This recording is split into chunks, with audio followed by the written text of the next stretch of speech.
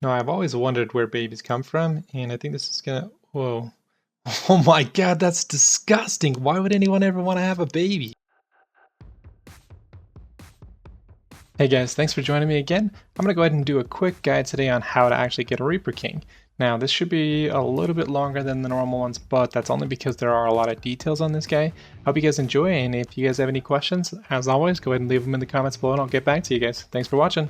Okay, so talking about what you're actually going to need here, what we're going to do is we're going to make the exact same thing we would do for a Giga. You're going to take 3 stone gates, you're going to place them exactly like you see me do here. In addition, you're going to go ahead and place a bear trap right here in the center. Now, mine's a little bit wide, but it should still be okay. All you need to do is have enough room for it to actually get into the trap itself. Now what you'll do is you'll actually come back here, and this is what you're going to use for protection while you're actually bringing the queen's health low. So go ahead and put 4 foundations wide. You can probably get away with 3, but I do 4 just in case. That way I have a little bit of protection on the side, and it gives me 2 opportunities to shoot out the windows.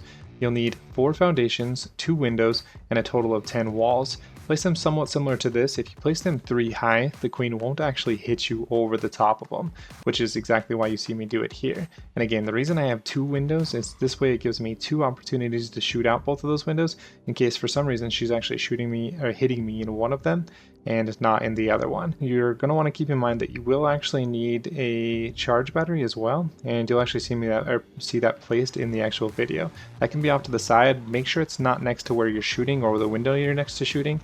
Go ahead and put it off to the actual side itself. Let's go ahead and actually show you guys how to actually pull the queen now.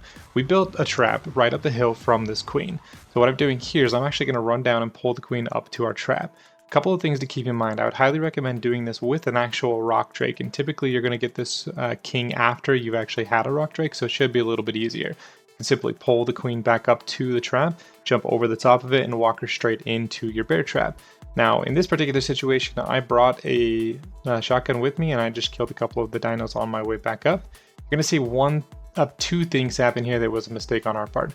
First, one of the nameless that I didn't kill actually set off the trap, so I had to walk in there without the trap set and place the gate behind her, which ended up working out okay.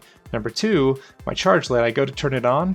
You guys don't hear the sound here, but she ends up breaking it just like this. I think you guys will see it here momentarily. Yep, there it is. So be careful where you guys actually place those charge lights. I've gone ahead and placed another charge light down, but I did notice while I was actually looking at this, the queen's not getting the debuff from the light, so I ended up having to pick it up and reposition it. I would actually just be really careful and really mindful of where you're actually placing these charge lights, and again, just make sure it doesn't get broken. I might actually recommend bringing a second one just as backup, just to make sure you're doing this properly. Now, this is where you're actually going to go ahead and take the shotgun and actually start shooting her out the windows. Now you'll notice that here in a moment she's going to turn on me. I get a couple free shots here just because I was out of her range and she's doing the normal runaway situation, but you're going to get a lot of free shots here and you'll be able to do quite a bit of damage. This here is the easiest part of the entire thing. What you'll actually want to be careful of is a couple more things, and this is where we actually messed up again.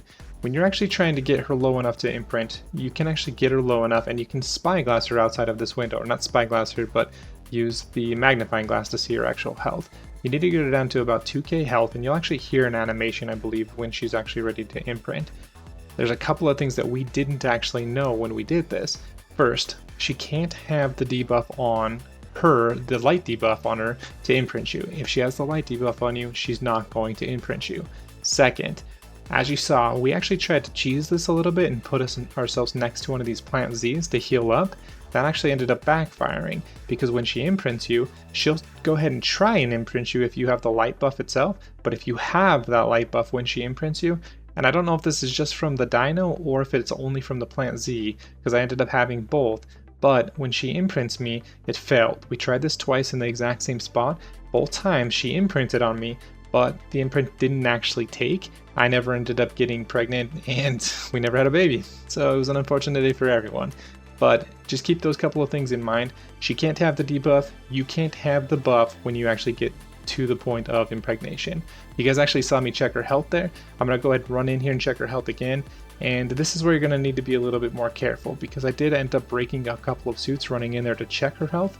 You'll actually see that here in just a second. She turns and bites just like that. This is another thing you have to keep in mind. You want to make sure you bring those backup suits like I had talked about, because you cannot have the radiation debuff on you either. If you have the radiation debuff when you actually get impregnated, you will lose the baby. So those are a couple of things just to keep in mind. Stay away from plant Z, turn off the light when you're actually ready to have the baby with this little queen here, and make sure you don't have your light buff when you're trying to get pregnant. Last thing is, don't take radiation damage. If you take radiation damage after you're pregnant, you're going to lose the baby. Now, let's go ahead and jump on to the next part. So as this part here, you can see that she now has the pink debuff. I ended up having to turn off the light to even be able to see the debuff before she would even impregnate me. I went through about 7 shields trying to get her to do that. The second I turned off that light, she actually went ahead and did it within 1 shield. I didn't even get through half of a shield. Now, again, as you can see here, I didn't get the debuff, meaning I didn't actually get pregnant, and I believe that was because of the plant Z. It could also be because of my light pet, I'm not really sure. Just make sure you don't have the light debuff when you actually are getting pregnant, and that should fix the entire problem.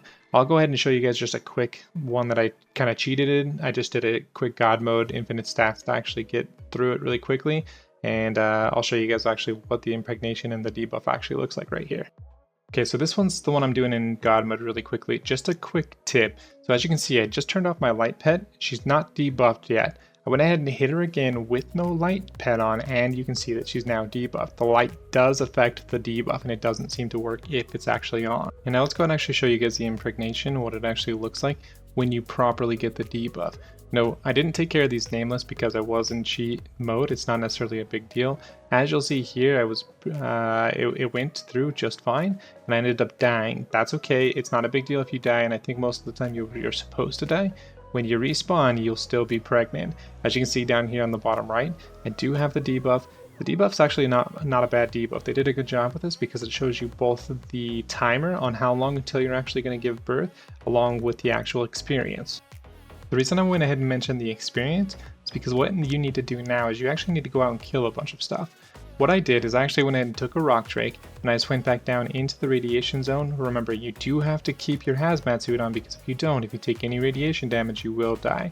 I recommend doing this with multiple people so it's not as dangerous. Now, I went back down here to get the experience, and what I mean by that is if you look at the bottom right, you'll actually see how much experience your baby has. Your experience can go all the way up to 75 plus levels, and that equates to about 52,000 experience. Now, if you're on a dino killing things, you only get half the experience. That's okay, not a big deal, and it's probably going to be your easiest way to still do this. I would highly recommend it. You're also going to need another thing in here. You're going to need the gland from another queen, so you're actually going to have to kill another queen to get this. You could have done this in advance as well. They drop 5 of them, and they don't expire, so you can actually do this no problem. As you can see, my experience for the baby's going up while I'm killing this stuff. My recommendation is to kill a couple of things, kill a queen.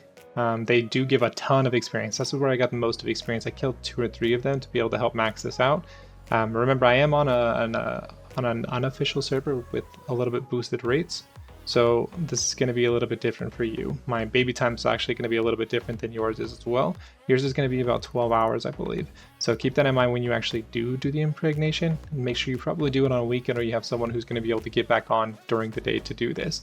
As you can see, I'm going to get a lot of experience from this particular one, and I go through and kill a couple more things. Another couple of things I can recommend, and I'm going to show you a quick clip of that here in a minute, is maybe go down into the drake nest and take an egg. If you stand back in the back of the nest, all the drakes are going to swarm you, you're going to be able to kill them. It's a lot of easy experience. It's not quite as much as a queen. Queens are definitely the best way to do it, but not necessarily that big of a deal. You're really just going to be out here killing as many things as you possibly can until you get all 75 levels in experience. This is probably going to be the longest part of the entire thing, the entire process for you, but it is kind of what you have to do at this point. Okay, and once you actually have all of your 75 levels, or as many as you can possibly get, make sure that you eat that gland before the baby actually comes. I got mine just in the nick of time. This is what it looks like. If you don't eat that gland before the baby comes, it will try and attack, and I believe it will actually kill you. These guys here, they'll actually eat meat. They eat just like any other dino. However, you can't control them. You can't tell them anything to do. You can take them off wander, but they'll still do whatever they want and run around the entire building. I recommend getting them into a 1x1 area as quickly as possible and leaving them there until they actually get to the juvenile stage. And make sure you keep these guys fed. They are like any other dino and will start eating out of the trough at the juvenile phase, which I'll show you here. This is what they look like once they've hit juvenile phase. As you can see, I put him in a box and I just took all of the food out of his inventory. I'm going to put it in the trough here. The gland goes in there as well. I don't know if they actually eat it. I didn't test that. But as you can see here, I'm going to go ahead and speed up the time just to show you that it will actually eat out of the trough, so you won't have to worry about that. It's going to be pretty much treated as any other dino at this point, and as long as you have it turned off of wander, you can actually go ahead and pull it out of the 1x1 box now as well. I'd recommend getting it into a little bit of a larger space because these guys do get pretty big, and once they're all grown up, you're going to have to get them out of there anyway. So it's just the mid stage, I guess, before you're actually finished. The next thing that we're going to actually talk about is just the imprinting. They're just like any other dino, except for they can take glands at times, so be careful of that. Alright guys, and we finally have the finished product. After destroying half of my base just to get this guy out of here, we have this guy here. He looks amazing. If you look at his stats, you can actually see he has almost 23,000 health, 1,500 stamina, a good amount of weight here, a little over 800, and just over 400% melee damage. So his stats are actually really, really good. One thing to keep in mind is these guys do not have a saddle. Let's look at their actual abilities. They have the normal left click bite, as you can see here. This is pretty much just like any other dino. They have a pretty good range on it. They also have the right click here that actually throws a projectile. Now I believe, don't quote me on this one, but I believe the projectile actually gives a debuff. I know it does with wild ones, and I'm pretty sure it does with the tamed ones as well. The last ability here is his C. His C actually goes ahead and knocks people back. As you can see, he's actually a pretty good jumper as well, which I was a little bit surprised by, but it's a good quality, right? A lot of the Rexes, that's a big downfall for Rexes, and then these guys are kind of the equivalent or a little bit better than Rexes on this particular map. So as you can see, these guys are actually really, really cool. This is what the finished product looks like. They do actually have the mate boost, which I'll show you here, so you do get the 30% imprint for the resistance and the damage buff, which is really nice. They are really, really poor swimmers, so try and keep them out of the water. Other than that, guys, I really appreciate you guys taking a look at this video. I hope this was helpful. And as always, thanks for watching. If you enjoyed the comment, please go ahead and leave a like below. If you have any questions, leave them in the comment section. I'll make sure I get back to you guys. Have a great night.